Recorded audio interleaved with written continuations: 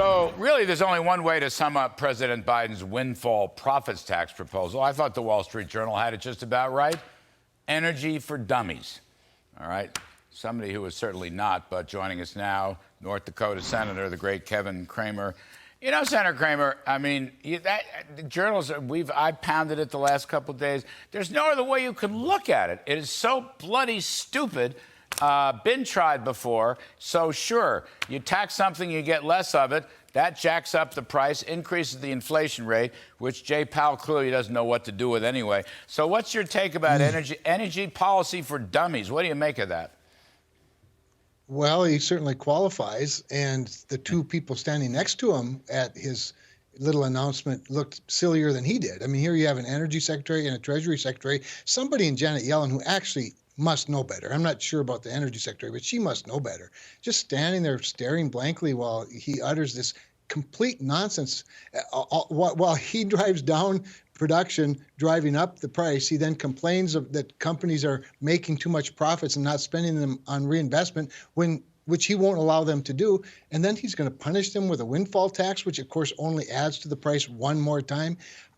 I don't think very many people are fooled by it, Larry. I don't know what he's trying to do. It was an obvious, I think, really pathetic, desperate attempt to change the narrative going into the election. But I just don't think people are buying it. You know, one little sub point here.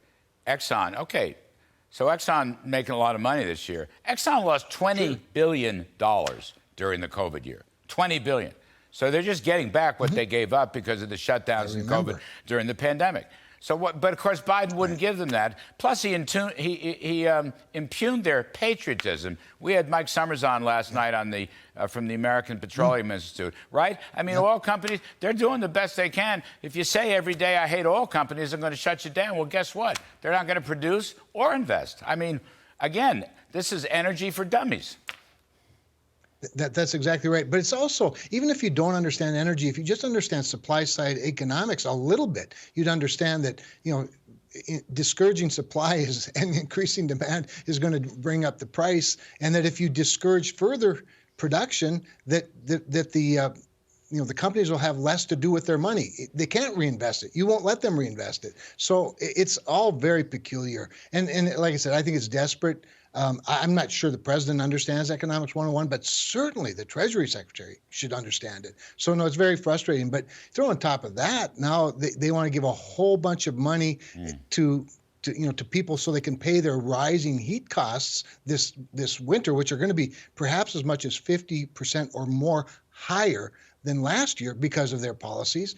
And then they're going to put more money into it, which, of course, again, free money, oversupply of cash, just brings the price up even more. That's not to say people don't need the help. They're going to need the help, but they'd rather have lower prices. Yeah, well, we could always produce more. I mean, imagine that. We could produce more oil. We could produce more home heating oil. We could produce more natural gas. That would bring down the price. You're right. It's Econ 101. We had Senator Tom Cotton on, your colleague, earlier in the show. And I asked him about, coming out of the gate in early January, if the cavalry's coming to take over the House and the Senate. And he said, let's go with taking the handcuffs off oil and gas production, which is becoming one of my favorite themes. Michael Faulkner, by the way, who was Assistant Treasury Secretary, started this on the show 2 weeks ago. Why not? It permeates every part of the economy. Every part. You know, we've been through the lists here, from eyeglasses to pens to MRIs. Everything people use is like 150 separate items that come from refined petroleum, petrochemicals. The prices have gone way up because of the shortages. Why not go right there out of the gate for, Republicans in the Senate? Let's take the handcuffs off of oil and gas production. Well, I'm all for that because you have the additional benefit when you bring down the cost of fuel of the cost of transportation, which means everything else. That, even if it's not produced with petroleum products, it has to get to market with petroleum products.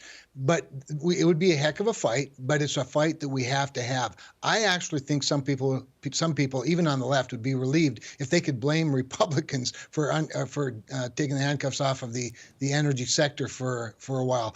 The problem is the energy sector needs long-term promises. As you know these are big capital investments that need long-term returns, and the attitude that comes from this administration isn't going to go away just because Republicans take control. Now, there may be a transactional Joe Biden somewhere in there, but we haven't seen him for the last couple of years. But I'm all for that, Larry. And remember, if we take the Senate, the one thing the Senate has is the power to obstruct. We have the power to say no on a lot of things, including the confirmation of nominees that include the judiciary as well as the executive branch. And I think we have to be prepared 100% to say no to everybody Joe Biden sends our way until we get some concessions with regard to energy production in the United States. And at the end of the day, he'll look heroic for letting us do it. That's interesting. Tough. You're ready to play hardball. I know it's premature. We haven't voted yet. The polls are just polls. They're not votes. But you've got to play some hardball. You think? Can you make a sale, Senator Cramer? Let's get united. Look, we have to cut spending. We have to cut taxes. We have to roll back regulations. Right. But it seems to me taking the handcuffs off oil and gas, handcuffs being your colleague John Hoeven's great term, starting there, I think would be terrific. Can you get the GOP rallied around that one, sir?